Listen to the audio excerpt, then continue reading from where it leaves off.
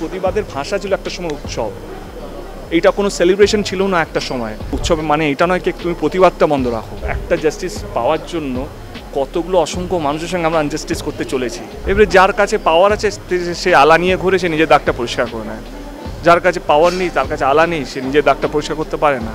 এবং এই ইলেকশন নির্বাচনের সময় যেভাবে আমাকে আক্রমণ করা হলো, যেভাবে আমি জানি এটা হবে। মিথ্যে কথা বলতে গেলে সাহস লাগে, আমি তো সত্যি কথা বলছি। সত্যি কথা বলতে ভয় পাবো কেন? এই রাজ্য দেবকে দেব বানিয়েছে, কোনো দল নয়, কোনো নেতা নয়। আমি একমাত্র যে স্টেজে উঠে বলেছিলাম ওই বিরোধী দলে যিনি নেতা তিনি আমার বন্ধু। তোমাদেরও তো একই দাবি কে ভালো মানুষ চাই রাজনীতির মধ্যে। এবারে দলটা ভালো না খারাপ তুমি কীভাবে বিচার করবে? আমি বাংলা সরকারের বিরুদ্ধে হতে পারি, এই বাংলা মানুষের বিরুদ্ধে হতে পারবো না। আমারও রাগ হয়, আমারও মনে হয় যে এই রোলটা আমি পেলে ভালো হতো। আমারও মনে হয় যে আমি তো কিছু করিনি, কেন আমার কাছে নোটিশ আসছে।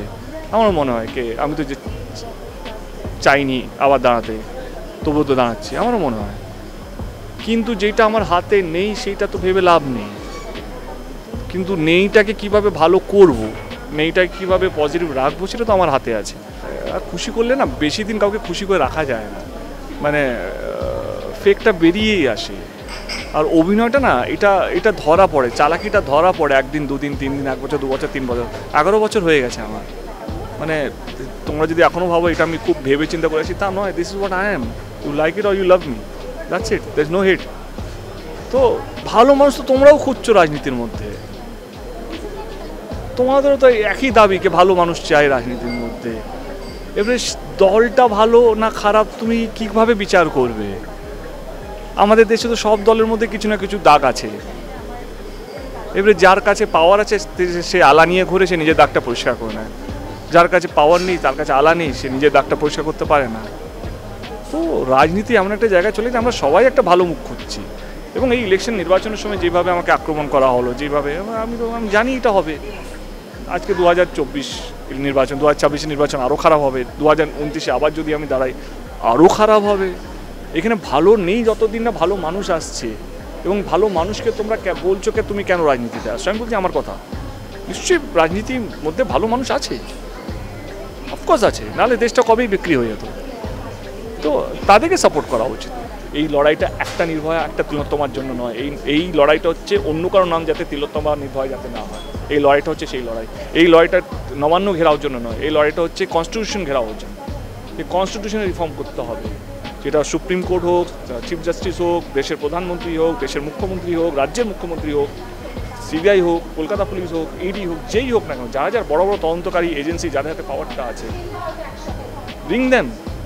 মিথ্যে কথা বলতে গেলে সাহস লাগে, আমি তো সত্যি কথা বলছি। সত্যি কথা বলতে ভয় পাবো কেন? কুণাল দার বক্তব্য নিয়ে বোঝা যায় কি আমি সববারই মানে ইটস নট দ্যাট কি আমি দিদির ব্যাড বুকে থাকতে চাই বা দিদির গুড বুকে থাকতে চাই, কিন্তু আমার রাজ্যের সাথে কোনো খারাপ যাতে না হয় সেটা তো আমার দায়িত্ব। এই রাজ্য দেবকে দেব বানিয়েছে, কোনো দল নয়, কোনো নেতা নয়। আমি একমাত্র পলিটিশিয়ান যে স্টেজে এখনও অবধি কোনোদিনও বলিনি আমাকে ভোটটা দিন। 2024 যে কোনো আমার ইন্টারভিউ দেখে নাও, আমি একমাত্র যে স্টেজে উঠে বলেছিলাম ওই বিরোধী দলে যিনি নেতা তিনি আমার বন্ধু। আমি একমাত্র বলেছিলাম কি আমি এই গদ্দার শব্দটা বিশ্বাস করি না। কিন্তু সবাই তো আমারই দেশে প্রতিবাদের ভাষা ছিল একটা সময় উৎসব। এইটা কোনো সেলিব্রেশন ছিল না একটা সময়। উৎসব মানে এটা কি? যারা ছোট জাতির লোক বা বড় জাতির লোক তাদেরকে একত্র করা হতো উৎসবের মানেটা। যারা হিন্দু, যারা মুসলিম তাদেরকে এক ছাদে নিয়ে আসা হতো, তার মানে হতো উৎসব। উৎসবের মানে এটা নয় কি তুমি প্রতিবাদটা বন্ধ রাখো। এবং এই উৎসবটা শুধু তোমার আমার উৎসব নয়, যারা ছোট ছোট ব্যবসায়ী, যারা রিক্সাওয়ালা, যারা ঢাকি, যারা আলপনা দেয়, যারা প্যান্ডেল বানায়, যারা সাউন্ড দেয়, তারা দেয়, একটা পুজোর সঙ্গে বাংলার প্রত্যেকটা মানুষ জড়িত আছে।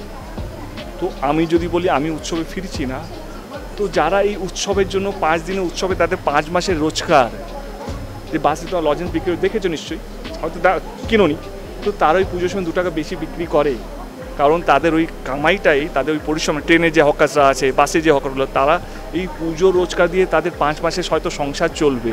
আমি উৎসবে ফিরছি না, কারণ আমার ক্ষমতা আছে, আমি এই পুজোটা না রোজগার করলে আমার চলে যাবে, কিন্তু তাদের তো পুজোই মেন সম্বল সামনের 5 মাসটা।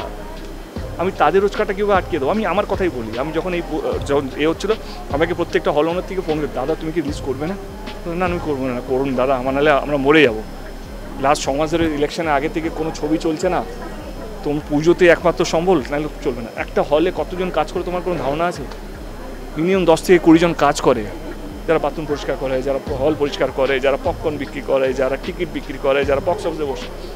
আজকে 100টা হলে মিনিমাম 10 থেকে 20টা হলে কত হয়? 1000 2000 ডাইরেক্ট। এবার তাদের পরিবার আছে, কারোর পরিবার 2 জন আছে, কারোর পরিবার 3 জন আছে, কারোর পরিবার 5 জন আছে। যদি দেখি আমার একটা ছবি কম করে 5 থেকে 10,000 লোককে এই পুজোতে একটা কর্মর একটা দেবে, জায়গা করে দেবে। আমি যদি বলি আমি উৎসবে ফিরছি না, আমার সেই অধিকারটা নেই তাদের কর্মটাকে আমি বন্ধ করি।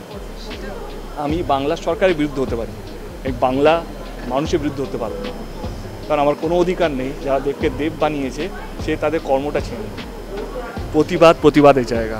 উৎসব মানে এইটা নয় কি আমার মজা। উৎসব অনেক মানুষের রোজগারের জায়গা, তারা হয়তো পুজোটা এনজয়ও করে না, তারা সকাল থেকে রাত অবধি শুধু বিক্রি করতে ব্যস্ত থাকে। তাদের কাছে পুজো কিন্তু পুজো নয়। আমাদের কাছে পুজো সেলফি তোলার পুজো, কাপড় কেনার হুজুর, ঠাকুর দেখা হুজুর। কিন্তু অনেক মানুষ আছে যাদের কাছে পুজোটা শুধু 24 ঘন্টা কাজ করা, ঘুমানোর টাইম পায় না তারা 2 টাকা বেশি কামানোর জন্য।